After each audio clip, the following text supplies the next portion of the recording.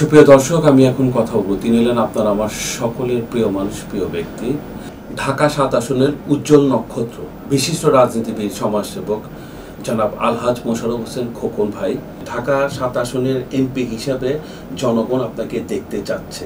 বিভিন্ন জায়গা থেকে আপনার সুনাম শোনা যাচ্ছে এবং অনেকে ইন্টারভিউ দিচ্ছে যে আমরা খোকন ভাইকে দেখতে চাই। সুখে দুঃখে তাদের পাশে ছিলেন, এখনো থাকবেন, তাদের এই আশা এবং তাদের এই প্রত্যাশা। এবং আমার একটি প্রশ্ন, যে ঢাকা ৭ আসনের এমপি হতে চান কি কারণে এবং কেন হবেন? ৭ আসনের জনগণ এবং বিএনপির নেতৃবৃন্দ, আমার বিএনপির নেতাকর্মী সবাইকে আমি আমার পক্ষ থেকে আন্তরিক মোবারকবাদ, ধন্যবাদ জানাই। আজকে আমাকে আপনি একটা ভালো প্রশ্ন করছেন যে আপনি এমপি কীভাবে কেন হইতে চাই। আমি এই লালবাগে সাবেক ৬০ নম্বর ওয়ার্ড, এখন ২৪ নম্বর ওয়ার্ড, এই লালবাগ এই এলাকার অবহেলিত এলাকা ছিল। এখানে রোড, স্কুল, পানির লাইন, সোয়ারেজ লাইন, পানি, গ্যাস, বিদ্যুৎ, একটা অবহেলিত এলাকা ছিল এই ৬০ নম্বর ওয়ার্ড। তো আমি যখন এই এলাকায় 94-এ কমিশনার হই, আমি ২০ বছর এই এলাকার কমিশনার ছিলাম। কমিশনার হইবার পরে আমি এখানে মানুষ সাঁকো দিয়া যাইতে হতো, বাসের সাঁকো দিয়ে মানুষ এখানে চলাফেরা করতো এবং মানুষ মারা গেলে লাশ কান্দে করে আইনা, এই কিল্লার মোড়ে আইনা খাটিয়াতে ওইটা আজিমপুর নিয়ে যায় দাফন করা হইতো। লাশটা যে বাইর থেকে বাইর করবো ওই রোডটা ছিল না। তো আমি হইবার পরে দেখলাম যে এই এলাকার অনেক অভিলুত এলাকা। প্রথম আমি এই এলাকার পঞ্চায়েতের সভাপতি ছিলাম, তারপরে এই এলাকার যত ধরনের উন্নয়ন, এই এলাকায় অনেক বহিরাগত লোক এখানে বসবাস করে, যেহেতু একটা কনজেস্টেড এলাকা। 2 কাঠা জায়গার মধ্যে 8 বাই 4 বোন, এই ধরনের লোক এখানে আছে, ছোট ছোট বাড়িঘর। তো এই জন্য খুব কনজেস্টেড এলাকা। এরা গার্মেন্টসে চাকরি করে। এই এলাকাতে যখন আমি সকালবেলা বসি 7টার থেকে, লোকান্ত হয়ে যায়, এত লোক যাওয়া আসা করে। এবং কামরিঙ্গি চক, এই এলাকায় নিউ মার্কেট থেকে নিয়ে আজিমপুরের যত পানি, সুয়ারেজ লাইনের পানি আমার এলাকাতে যেত। এখানে কোনো ড্রেন ছিল না, সুয়ারেজ লাইন ছিল না। এই সব আমি কমপ্লিট করি এবং 32টা রোড বানাই। এখানে হাই স্কুল 6টা, আপনার এখানে কোনো হাই স্কুল ছিল না। আমি এখানে আমাদের 3 বারের প্রধানমন্ত্রী দেশনেত্রী বেগম খালেদা জিয়াকে এখানে আমি নিয়ে আসি। উনি দেখে যে এই এলাকার অবস্থা, এখানে কোনো একটা হাই স্কুল ছিল না।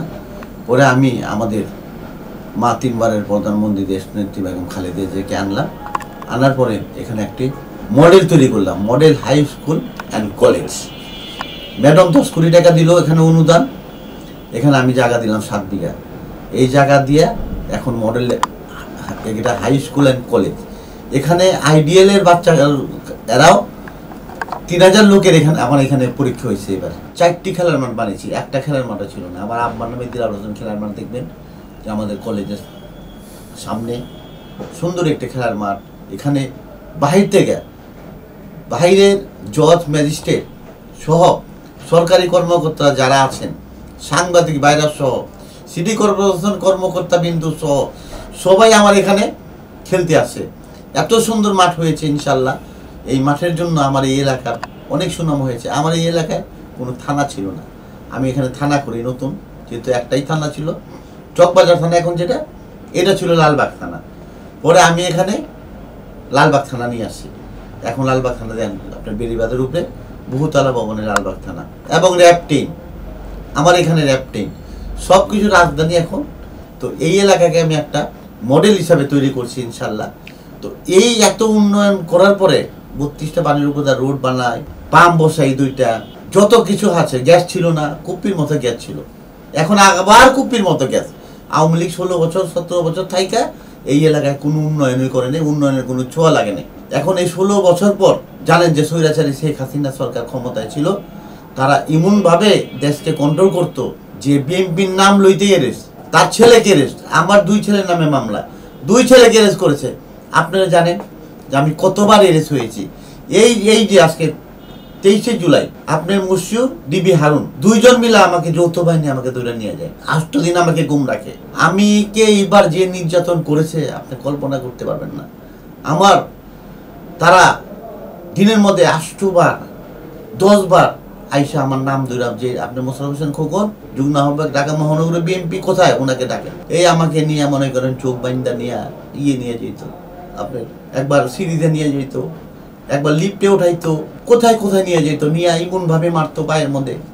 আপনার যে আমাকে বলে যে তুই এই সিটি চালাইছস, তুই টেনেরি সিটি চালাইছস, তুই রামপুরা টিভি সেন্টার চালাইছস, তুই এসপিরোয়ে চালাইছস, তুই বাংলাদেশের ঢাকা সিটিকে তুই অচল করে দিছস, তুই টাকা দিয়া তোর লোকজন দিয়া তুই তো বিএনপির ডোনার, তুই এমন করছ যে তার ঢাকাকে কলস করে দিছে, আমাদের অশান্তি করে দিছ। এখন তোর আর উপায় নাই, তোকে তো গুম করবোই, তুই কাকে কাকে দিয়ে করাচ্ছে গেলে ধরার ব্যবস্থা কর, আমাকে লিজ দে। আমরা তো চোখ বন্ধ, আমাকে ভাই চোখটা খুলেন কথা বলি, বলে না চোখ খোলা যাবে না। তারপরে মনে করেন এমনভাবে কথাবার্তি, এমনভাবে গালিগালাজ যে এখনো যদি আমার মনে হয় আমার কান্দে ধোবাই রহে যে একজন পুলিশ অফিসার আওয়ামী লীগের লোক থেকে খারাপ, এমন ভাষায় তারা কথা বলে আমাকে যেভাবে তারা নির্যাতন করছে জানেন। যে আজকে 23শে জুলাই নিয়ে 8 দিন গুম রাখছে। গুম রাখার পরে টেলিভিশন ক্যামেরায় না আমাকে সামনে বক্তব্য দেয় যে এই যে আমরা ধরে ফেলছি, এই পুরা ঢাকা সিটি চালাইছে, টাকা দেয় লোকজন দিয়া সে এই কাজ করছে, তাকে আমরা ধরে ফেলেছি।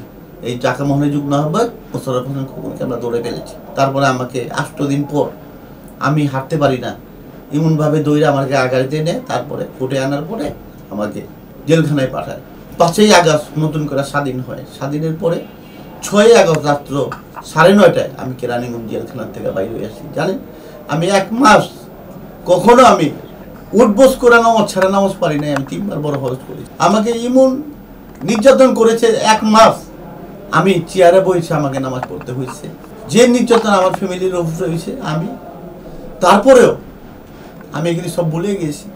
আজকে জিয়া পরিবারের উপরে যে নির্যাতন হয়েছে, আজকে আমাদের 3 বারের প্রধানমন্ত্রী দেশনেত্রী বেগম খালেদা জিয়া হাজিরার সময় প্রত্যেক হাজিরা আমি লোকজন নিয়ে যাইতাম, সে ভালোভাবে শেষে গেল, তাকে জেলে পাঠাইলো, জেলে পাঠানোর পর তাকে হুইল চেয়ারে নিয়ে আসলো, তার উপরেও যে নির্যাতন করছে।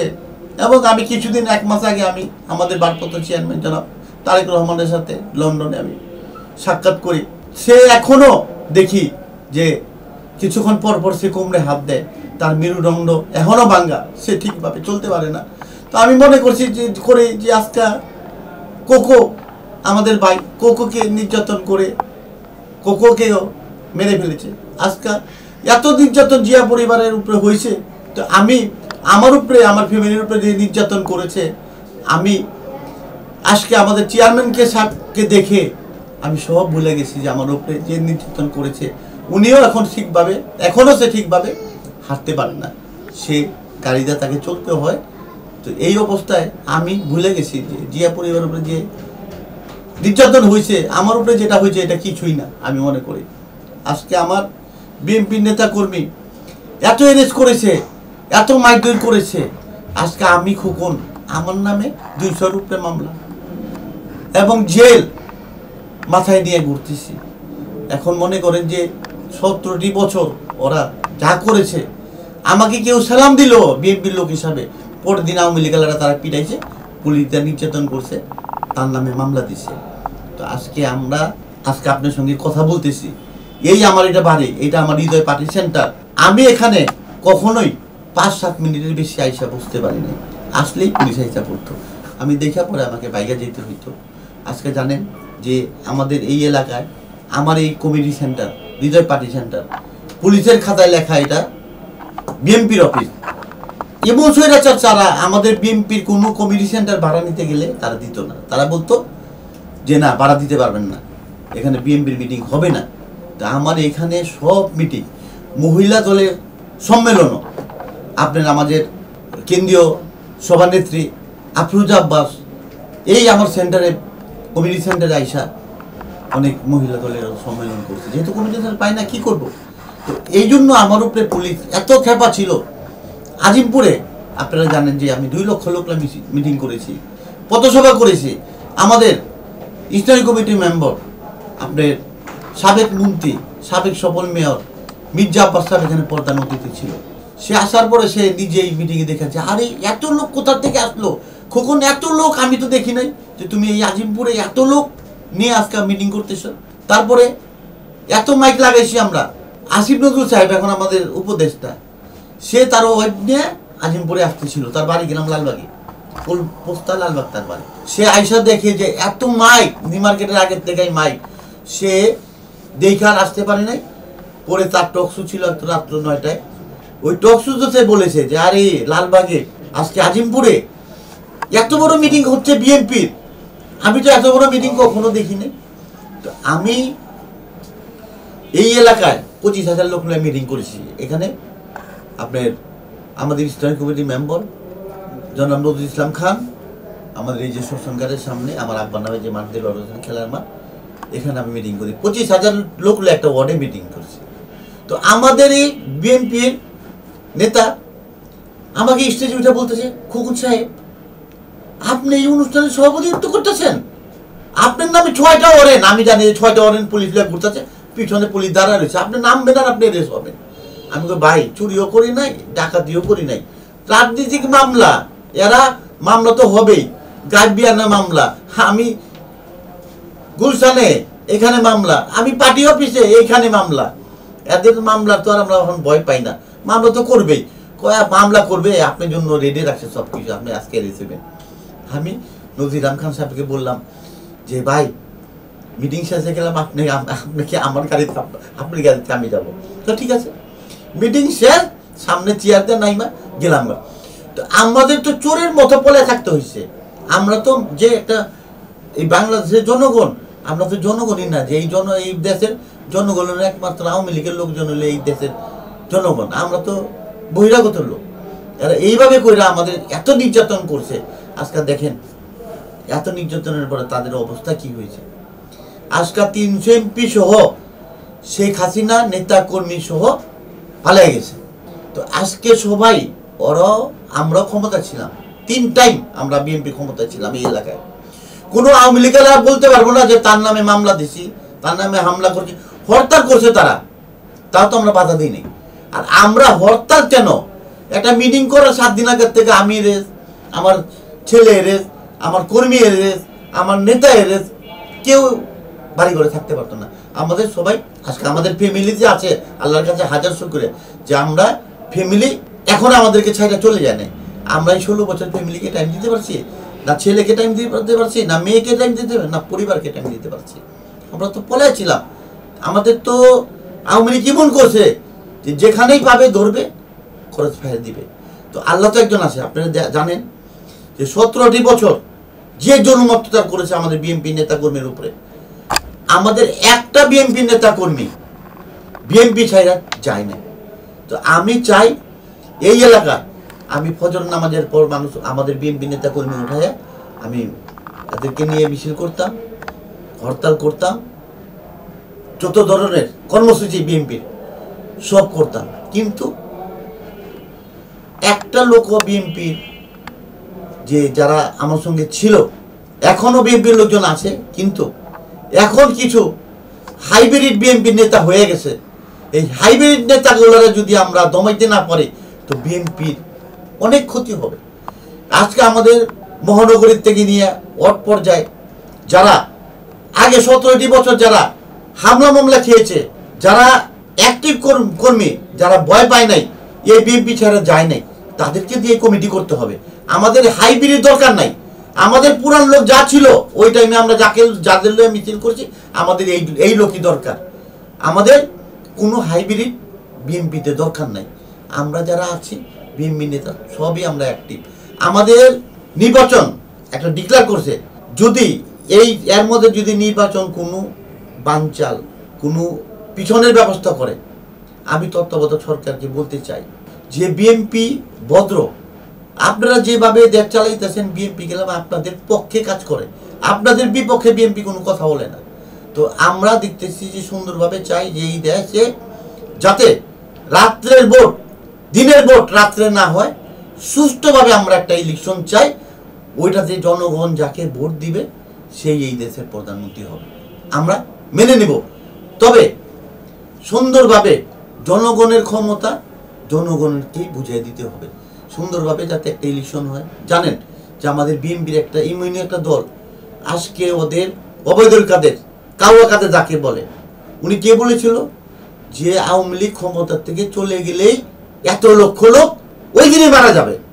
আমাদের ভারপ্রাপ্ত চেয়ারম্যান জনাব তারেক রহমানের মাথায় এটা ছিল, উনি সাথে সাথে আমাদেরকে নির্দেশ দিল কোনো কিছু করা যাবে না। আমারই যে মারলো, আমি নাইলে কেউ না মারলাম, আমার তো শুভাকাঙ্ক্ষী আছে। বিএনপির অনেক নেতাকর্মী পুঙ্গ, অনেক নেতাকর্মী গুম হয়ে গেছে। দেখেন আমাদের নেতা যে আমাদেরকে অর্ডার দিয়েছে, আমরা অক্ষর অক্ষরে তার কথা পালন করছি। দেখান যে একটা আওয়ামী লীগের নেতা কখন মারা গেছে, আমাদের এই এলাকায় আওয়ামী লীগের কোনো একটা বাড়ি দখল হয়েছে, কোনো বাড়িতে চাঁদাবাজি হয়েছে। আমাদের চেয়ারম্যান যা আমাকে নির্দেশ দিছে আমরা তাই পালন করতেছি। এখনো বলতে চাই, যদি আমাদের ভারপ্রাপ্ত চেয়ারম্যান আমাদের বিএনপির থেকে কোনো কর্মসূচি আসে, আমি তো জানি যে আধা ঘন্টায় কোনো লোক ইলেকশন না দিয়া জোর করা ক্ষমতায় থাকতে পারবে না। সরকার জনগণের ক্ষমতা জনগণের কাছে দিয়ে চলে যেতে হবে, এটাই আমাদের নির্দেশ, আমাদের চেয়ারম্যানের নির্দেশ। আমরা সুন্দরভাবে পালন করে আমরা আজকে চলতেছি। আমরা সুন্দরভাবে, বিএনপি যখনই ক্ষমতায় আসে জানেন উন্নয়নের রাজনীতি করে বিএনপি। বিএনপি কখনোই সন্ত্রাসের রাজনীতি করে না। বিএনপি ক্ষমতায় আসলেই দেশের উন্নয়ন হয়। আর আওয়ামী লীগ ক্ষমতায় আসলে সব ডলার থেকে না টাকা পয়সা সব বিদেশ চলে যায়, বাংলাদেশের জনগণের টাকা সব লুট করে তারা নিয়ে যায়।